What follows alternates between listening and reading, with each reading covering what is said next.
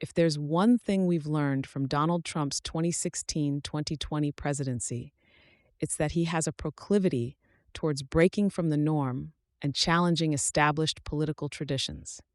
He quickly made this known during his first term through implementing radical changes, often to the shock and concern of pundits and politicians alike.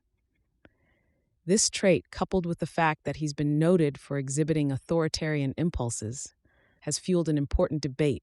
How would a second Trump presidency compare to his first? Trump's presidency was marked by an often unconventional approach to politics. He frequently bypassed government agencies and international diplomatic protocols, pushing through executive orders and policy changes that reflected his campaign promises. This unabashed approach to governance reflected his career in business, where a strong, decisive hand often reaps rewards. As president, he applied this philosophy to issues like immigration, foreign policy, and corporate taxation, leading to significant controversy and division. Critics, however, have been worried that Trump's first-term maneuvers were not just a matter of style, but evidence of authoritarian tendencies. These concerns have been fueled by instances where Trump dismissed or discredited voices of dissent within his administration, often replacing them with loyalists.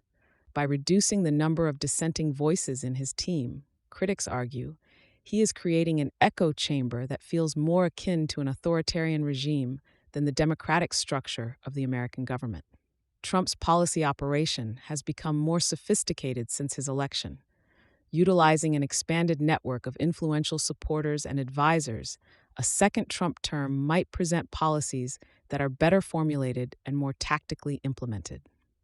This is especially relevant if we consider most of the traditional checks and balances within the political landscape are weaker than before.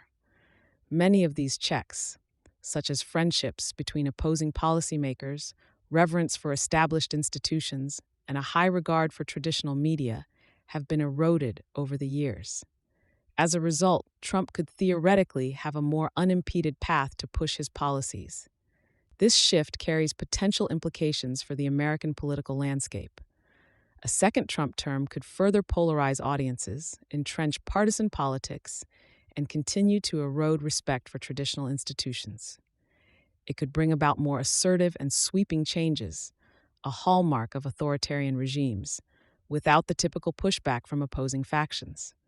Nevertheless, these projections are hypothetical. Which direction a second Trump presidency could take, whenever that might occur, depends on various factors, such as the shifting political landscape, the state of the economy, and the level of public support for his policies.